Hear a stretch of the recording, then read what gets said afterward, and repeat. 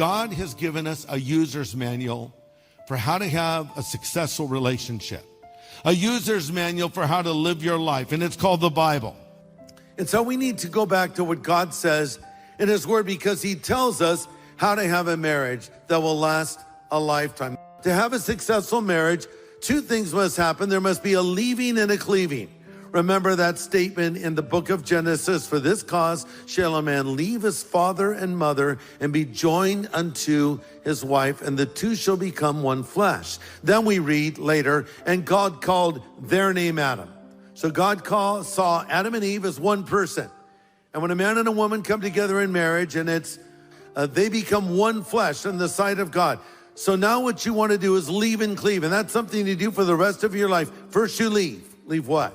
You leave all other relationships. And by that I mean, I'm not saying you're no longer a son or a daughter to your parents or a sibling, but I'm saying now there's a number one relationship in your life, and that number one relationship is that with your spouse, who's bone of your bones and flesh of your flesh. So I leave all other relationships, and I make this my number one priority, second only to my relationship with God. Does that make sense?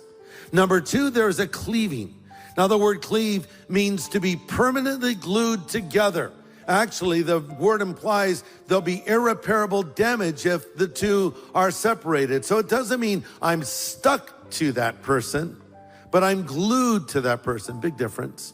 In other words, I'm holding on to the person. So I leave other relationships. I'm holding on to my wife or to my husband.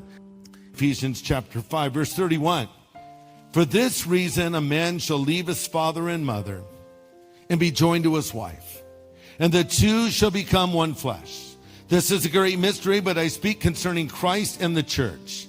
Nevertheless, let each one of you in particular love his own wife as himself, and the wife see that she respects her husband. So much I can say. Let me just riff for a moment on those statements. If you would just do that, it would transform your marriage. Do what? Love your wife as Christ loves the church. If you would just do that, and by the way, that's a tall order. Men are the initiators. Men need to take point. Men need to lead spiritually. And men need to love their wife as Jesus loves his church, putting her needs above his own. You girls are saying, you preach it to my husband, Greg. Yeah, but girls, what does it say to you? Wives, respect your husband. Respect him. Isn't it interesting? It says respect him. Should you not love him? Yes, you're told to do that elsewhere. But in particular, it says respect. Women need love. Men need respect. That's not to say women don't need respect and men don't need love. But it is to say this passage says, husbands, love your wives. And it says, wives, respect your husband. Are you respecting your husband, girls? Don't ever tear your husband down in front of other people. Denigrate him. Make him the brunt of a joke. When's the last time you thanked him for what he does for you, the sacrifices he makes for you? And how are we to love our wives? Men, we're to love her as Christ loves the church. And how did Christ show his love for the church? He died on the cross for the church. He died on the cross for the world. He died on the cross for all of humanity.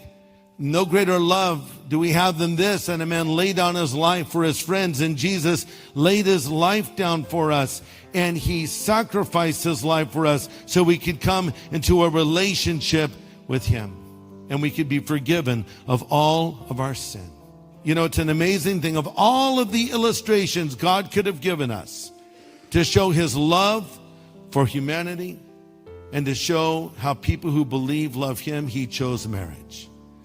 Love your wife as Christ loved the church. So Jesus is effectively saying, hey, world that doesn't believe, check this out. You see the way that Christian husband loves his wife? That's how much I love my church. Look at that example. And then he says, hey, people, look at that lady there, that married woman. You see how much she loves her husband? That's how much my church loves me. That's why it's so important to keep our marriages together, because it's a powerful witness to a lost world.